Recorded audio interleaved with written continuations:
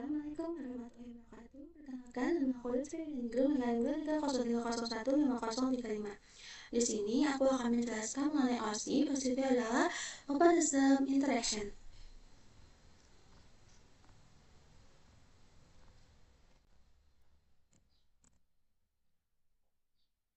Menurut dari OSI sendiri, yang pertama, definisi OSI itu adalah OSI atau System Operating System Interconnection adalah model yang mengatur komunikasi antar sistem komputer dikembangkan oleh ISO untuk menciptakan standar interoperabilitas di jaringan. Lalu selanjutnya, pentingnya dalam model OSI ini itu sangat penting. Kenapa? Karena sebagai standar komunikasi jaringan memungkinkan interoperabilitas antar perangkat dari berbagai vendor dan memudahkan pengembangan serta troubleshooting setiap jaringan. Selanjutnya, 7 struktur lapisan. Model OSI terdiri dari 7 lapisan yang menggambarkan fungsi berbeda dalam komunikasi data yang membantu dalam memahami dan mengelola kompleksitas jaringan komputer secara efektif. Selanjutnya, ini adalah 4 lapisan pertama dalam OSI Open System Interconnection. Yang pertama adalah lapisan fisik atau physical layer yang berfungsi untuk menangani transmisi data melalui perangkat keras seperti kabel.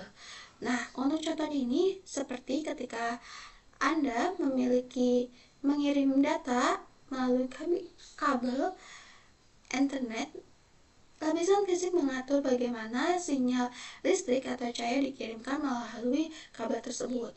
Lalu yang selanjutnya, yang kedua itu ada lapisan data link atau data link layer.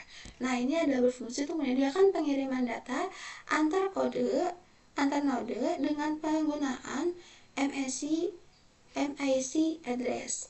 Nah, ini contohnya ketika dua komputer itu di jaringan WiFi yang berkomunikasi, lapisan data link memastikan bahwa data yang dikirimkan dengan benar dan menggunakan alamat MAC untuk mengidentifikasi perangkat. Lalu yang ketiga itu ada lapisan jaringan atau network layer yang bertugas untuk routing dan addressing, memastikan data sampai tujuan. Nah, ini contohnya itu sebagai saat Anda mengakses situs web, lapisan jaringan menentukan rute terbaik untuk membawa data dari server ke komputer Anda menggunakan alamat IP.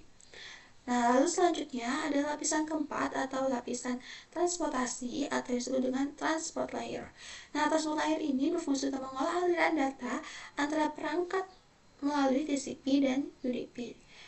Nah, untuk contohnya ini ketika Anda menonton sebuah video streaming, lapisan transport menggunakan protokol TCP untuk memastikan bahwa data video dikirim secara utuh dan dalam urutan yang benar. Lalu selanjutnya, ini adalah lapisan kelima, 6 dan 7. Untuk lapisan kelima itu ada session layer. Session layer ini berfungsi untuk lapisan sesi mengolah komunikasi antara aplikasi dengan kontrol dialog.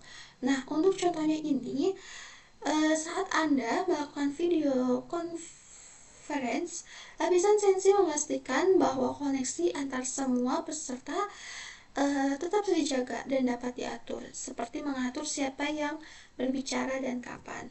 Lalu yang keenam ada presentasi layer. Presentasi ini berfungsi untuk lapisan presentasi bertanggung jawab atas format data dan enkripsi.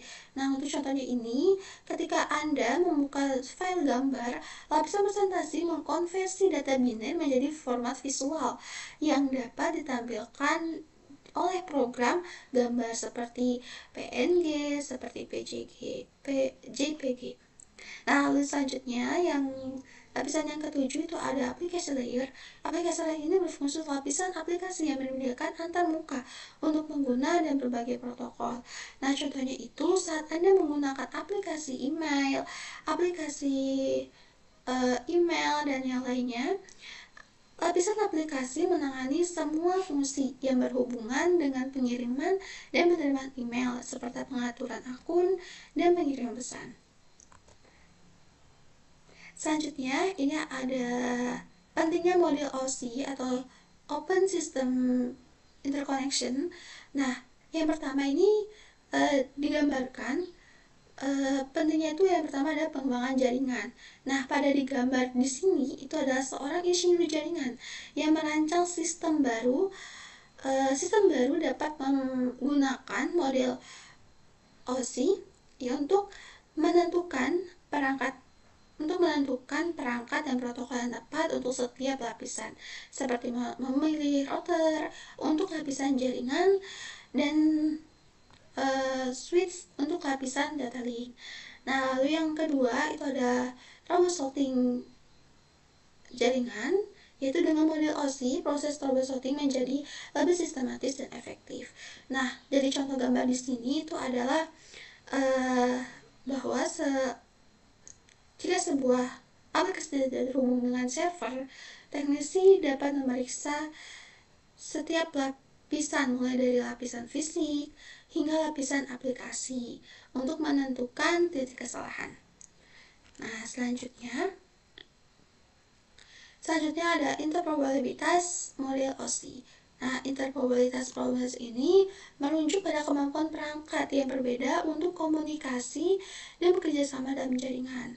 Nah, model OSI ini tuh memainkan peran penting dalam hal ini dengan definisi standar dan protokol yang harus diikuti oleh perangkat dari berbagai vendor. Nah, misalkan nih, dari gambar di sini, itu jika ada menggunakan router dengan merek A dan switch dari merek B gitu kan dengan model OSI, memastikan bahwa kedua perangkat dapat berkomunikasi dengan baik.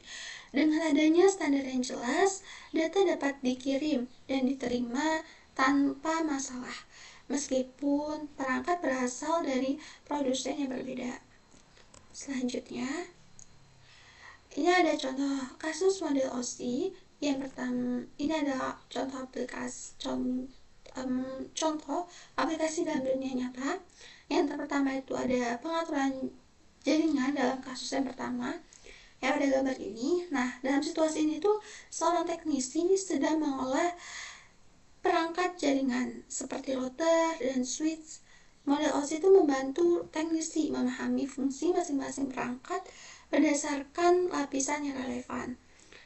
Nah, selanjutnya yang kasus yang kedua ini itu menunjukkan seseorang yang menggunakan router nirkabel. Nah, router nirkabel ini contohnya seperti misalkan kalian Anda sedang mengakses internet melalui router gitu. Nah, model OSI memastikan data dari laptop Anda dikirim ke server web dengan benar menggunakan alamat IP untuk mengarahkan data ke tujuan yang tepat.